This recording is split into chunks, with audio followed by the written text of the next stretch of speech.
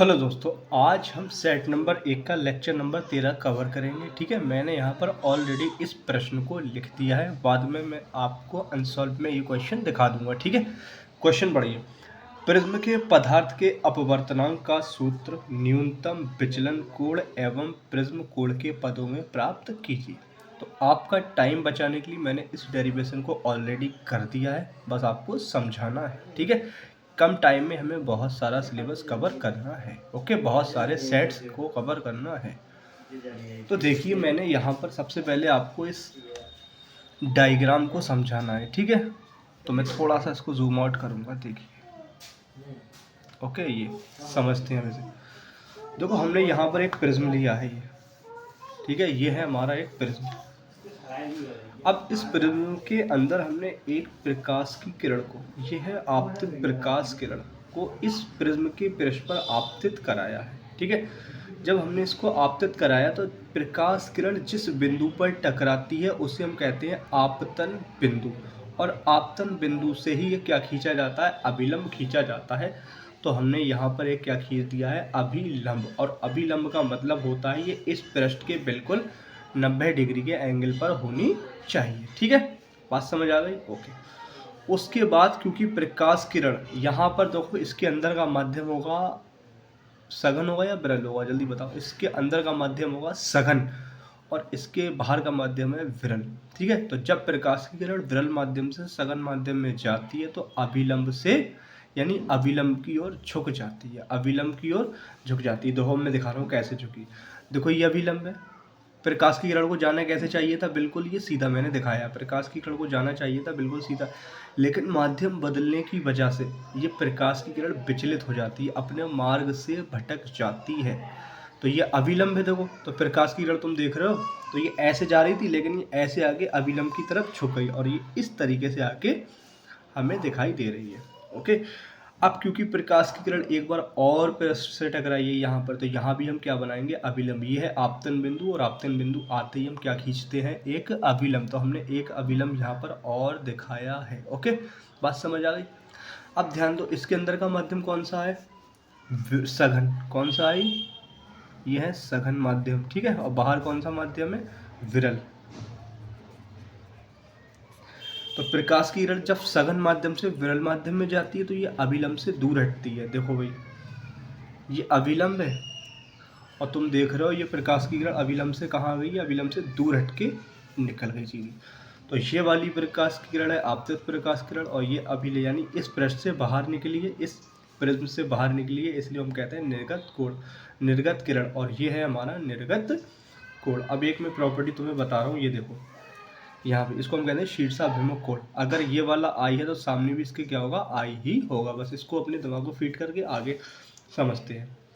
देखो, ये वाला कोण अविलंब और आपतित किरण के बीच का कोण कहलाता है आपतन कोण आई। ठीक है, अविलंब और निर्गत किरण के बीच का कोण कहलाता है ई, निर्गत कोण।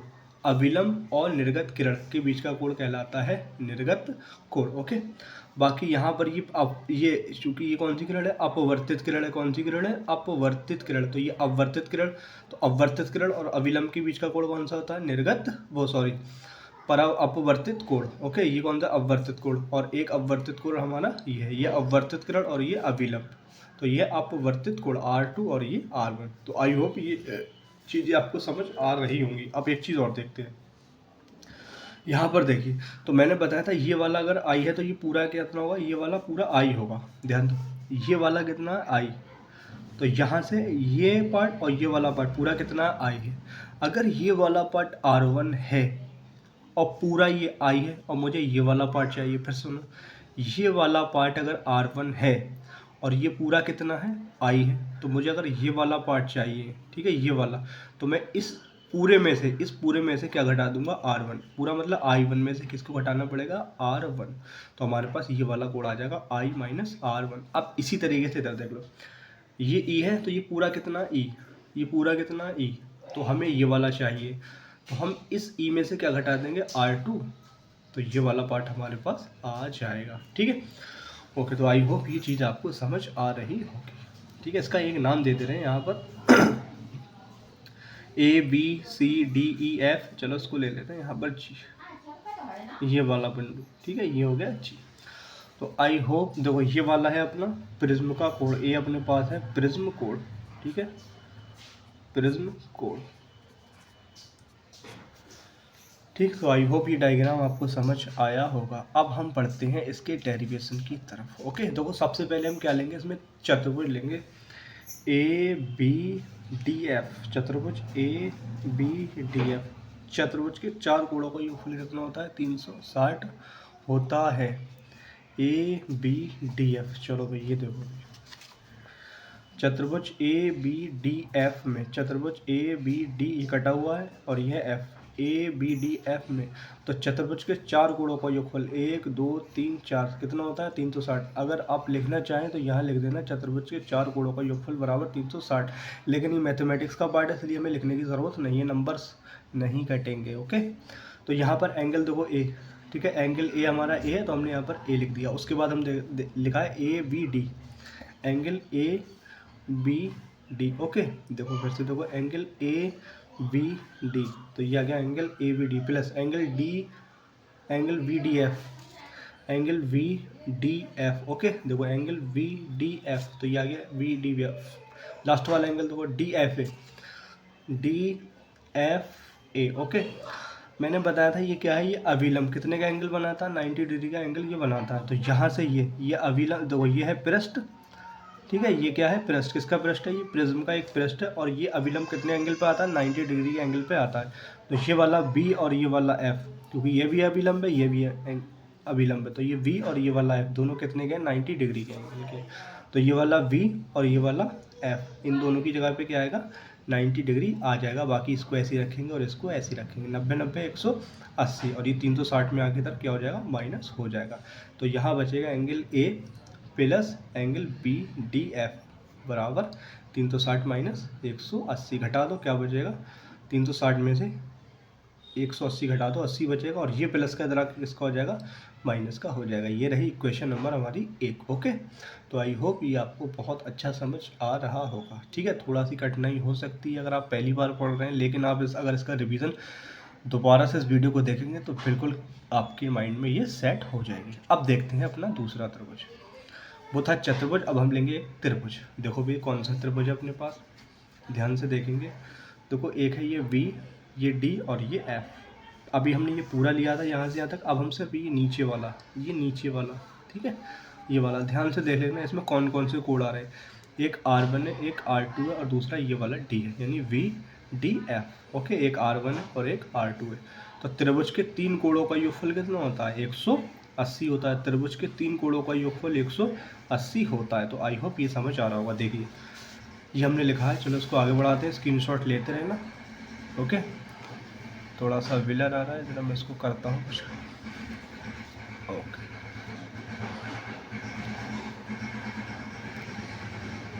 चलो ठीक है।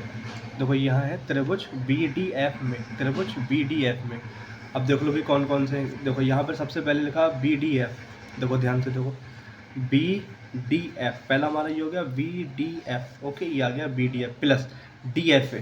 देखो भी ध्यान से, DFB, हाँ ठीक है, DFB, सॉरी ये बोल दिया था मैंने, DFB। ओके, तीसरा देखो FBD। ओके, अब ध्यान दो, B और F, ये है B, यहाँ आ जाएगा R1 और F यहाँ पे क्या आ जाएगा R2। देखो क्योंकि ये दोनों R1 R2, यानी F कितना दे रखा है, ध्यान से देखोगे तो F दे रखा है R2। देखो ये F दे रखा है R2। ओके, उसके बाद B कितना दे रखा है, ये R1, तो ये हो गया R1। ओके, DF हमें नहीं पता है, BDF के बारे में हमें कुछ पता नहीं है, तो इसको हमें ऐसे ही छोड़ देंगे। ओके, तो ये हमने BDF ऐसे ही छोड़ दिया, R1, और उसको अरेंज कर लो, R1 प्लस R2, और ये उधर जाके किसका हो जाएगा, माइनस का हो जाएगा, BDF समीकरण 2। अब ध्यान से अगर तुम देखोगे समीकरण 1 और 2 को, ठीक है, समीकरण 1 और 2 को ध्यान से देखो तो ये इसका 180 माइनस DFB, 180 माइनस BDF और 180 माइनस BDF, दोनों कैसे हैं ये बराबर, ठीक है, ये भी साइड बराबर और इसकी ये भी साइड बराबर। तो हमने लिखा है समीकरण 1 व 2 से, तो इसका जो एंगल ए है ये किसके बराबर हो जाएगा, R1 प्लस R2। ये आपने मैथमेटिक्स 10th क्लास में बहुत चीज़ें पढ़ी होंगी इस बारे में। तो ये हो गया एंगल ए और ये हो गया बराबर किसको होगा, R1 प्लस R2। तो हमने यहाँ पे लिख दिया एंगल ए बराबर R1 प्लस R2। ओके, अब ध्यान दो, देखो ये कौन सी किरण है, ये अपवर्तित किरण है। अपवर्तित किरण, तो अपवर्तित किरण और अभिलंब के बीच का कोण कौन सा कहलाता है, अपवर्तन कोण। तो अगर हम इस R1 और इस R2 को दोनों को R मान लें तो हमें कोई फर्क नहीं पड़ेगा, ठीक है। हम इस R1 और इस R2 को क्या मानेंगे, R मानेंगे। तो हमने यहाँ पे लिख दिया, देखो R1 बराबर R2 बराबर R, दोनों को हमने क्या मान लिया, R, कोई फर्क नहीं पड़ेगा, ठीक है। देखो भाई, तो इस R1 R2 की जगह पे दोनों को क्या लगा दे रहे हैं हम, R प्लस R, R मिलकर कितना हो जाएगा 2R, ठीक है। अगर हमें R की वैल्यू चाहिए तो कितना हो जाएगा, ये नीचे चला जाएगा किसके, A के। तो A/2 बराबर क्या आ गया, R। तो R बराबर आ गया A/2।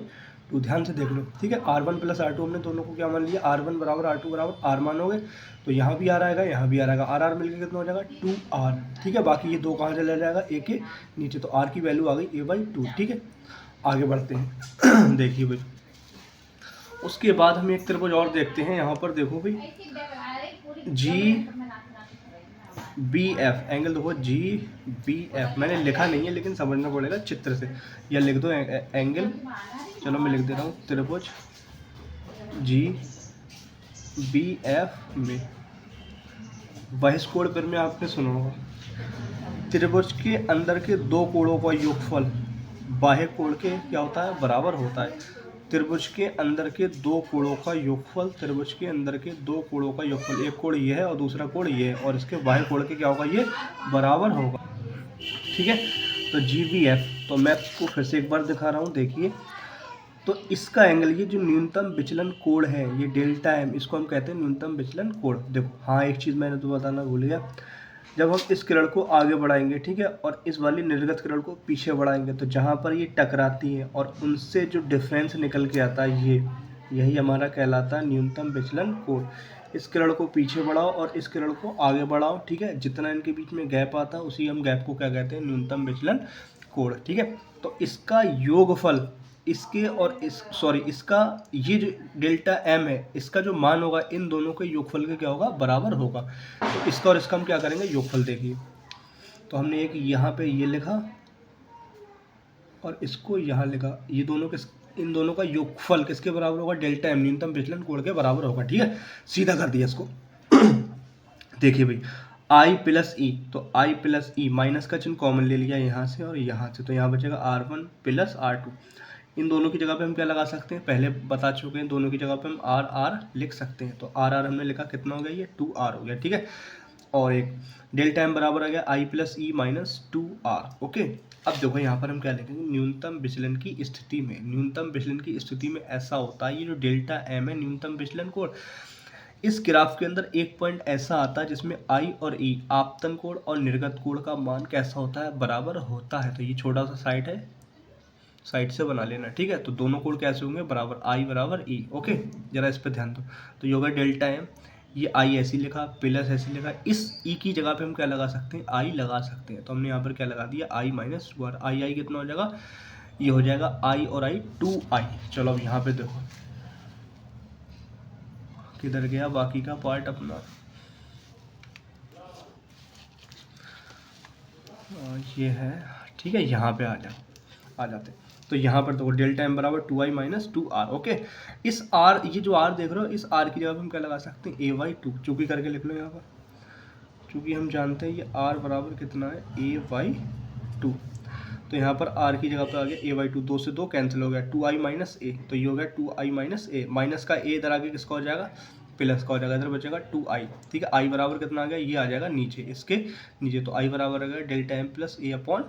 तो I की वैल्यू आ गई हमारे पास, R की वैल्यू आ गई। अब हम स्नेल का नियम लगा सकते हैं, क्योंकि स्नेल का नियम होता है N बराबर, जानते हो N बराबर कितना होता है, sine I upon sine R। तो दो वैल्यू चाहिए होती है हमें, R की और I की, तो हम निकाल लिए। अब हम डायरेक्ट लगाएंगे स्नेल का नियम और हमारा यहाँ से क्वेश्चन कंप्लीट हो जाएगा। देखिए भाई, तो यहाँ लिखा है हमने स्नेल का नियम।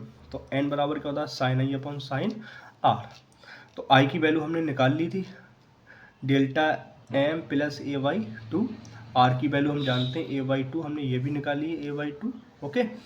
अब देखो हम क्या करेंगे, क्योंकि हम जानते हैं, देखो सूक्ष्म कोणों के लिए, कौन से कोणों के लिए, यहाँ लिख देना, सूक्ष्म कोणों के लिए साइन थीटा को हम थीटा लिख सकते हैं। तो ये है साइन थीटा, तो साइन थीटा को हम क्या लिख सकते हैं, सिर्फ ये थीटा हम लिख सकते हैं। ओके, ये भी है साइन थीटा, तो साइन थीटा को हम क्या लिख सकते हैं, थीटा, ये है साइन और ये है अपना थीटा, तो थीटा सिर्फ लिखा जा सकता है, ध्यान दो।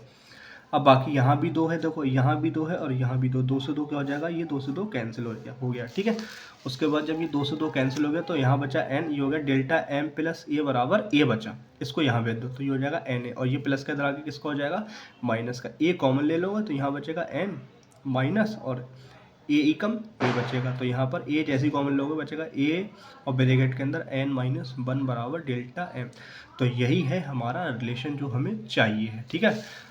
ये हो गया न्यूनतम विचलन कोण और ये हो गया प्रिज्म का कोण, दोनों के अंदर आ चुका है रिलेशन। तो आई होप ये वीडियो लेक्चर आपको बहुत पसंद आया होगा, और आपको कुछ भी दिक्कत है तो आप इस वीडियो को दोबारा रिपीट करके देख सकते हैं। मिलते हैं नेक्स्ट वीडियो में। Thanks for watching this video. Okay, एक बार आप इसका स्क्रीनशॉट ले लेना, ठीक है। तो मैं इसको थोड़ा सा जूम आउट करूँगा और आप इसका स्क्रीनशॉट ले लेना, ठीक है।